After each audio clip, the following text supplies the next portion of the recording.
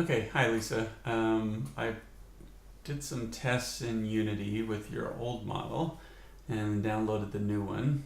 Before I put that in Unity, I opened it up in Modo because that's the one I enjoy using the most in my Maya is in the background rendering something for Gwen. So, but this is also a good way to I wanted to double check and to see where we were having the problems. And keep in mind that a game engine can only use a couple UV sets per object, right?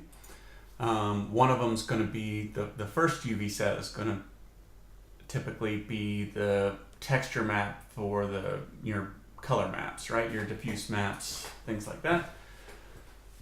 And then the second UV set is for the light mapping that would go on. So the problem here that we can see, so right now, if I just click on the portrait down here, we can see UV map number 1, right? We can also see in the UV space that we've got a lot of other UVs from non-selected objects that are also part of a UV set called map number 1.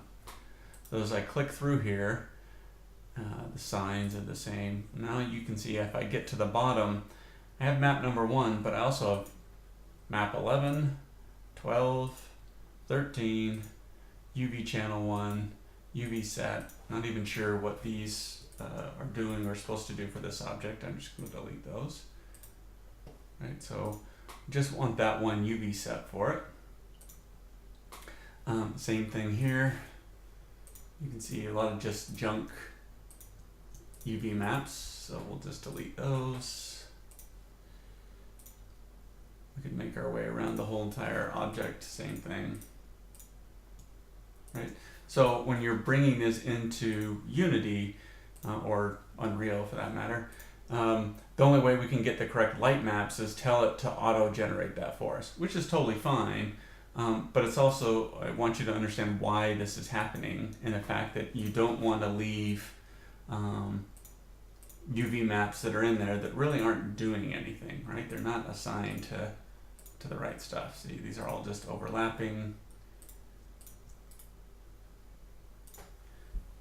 And some of these I'm not sure. Maybe you need to do is copy and paste these. I'm not sure exactly which object this is from. These are still on map number 1, so it's totally up to you.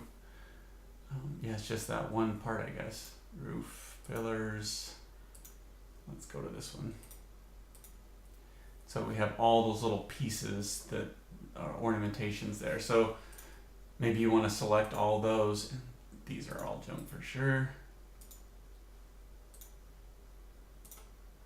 Map number 1 looks a little crazy to me. I'm not sure where all this stuff is coming from. These are all the little pieces.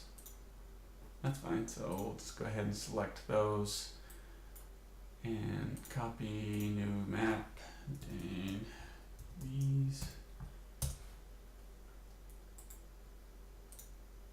So put all those in there. Let's just get rid of these. Right, so I'm not exactly sure which one, but the order is important here when we create these, right? So, and you're only going to want to have one UV map. So depending on what's going here, maybe this is the one that gets deleted. Let's see which objects are being selected.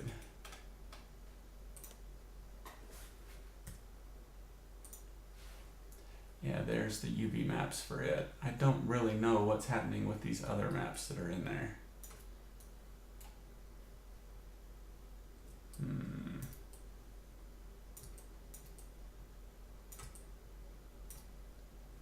Right, we might have to do a little investigating what's going on in map number 1 for that one. Okay, so that's the first thing that I would look into. Oops. One other thing. So let's come back over here. And let's just go to model view.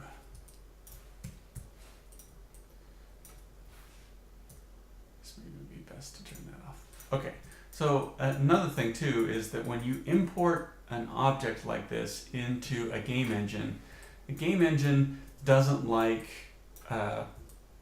quads. fact, it doesn't like, and it doesn't like, surely, this thing here, this polygon, right?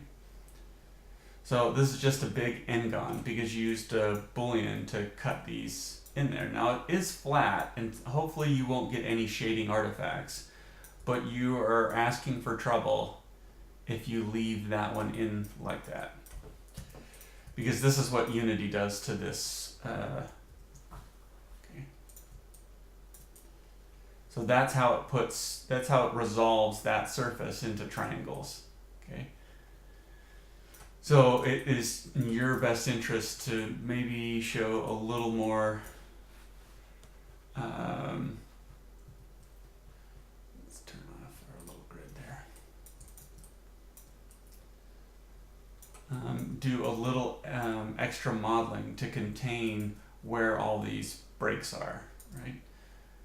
Obviously these little polygons right here, they can cause problems in the shading.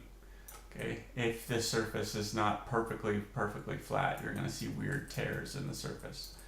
So I would, if you can get away with it and take it into Unity, you don't see any problems, but just be aware that Unity or any other game engine might do that, and that's kind of a big no-no, is to have a big n-gon, a polygon with more than 4 sides in there, right? So other than that, I mean, it's a great model. From here, I'm going to just clean up those UVs a little bit, and I'm going to put everything into Unity, and I'll send you a tutorial about that later.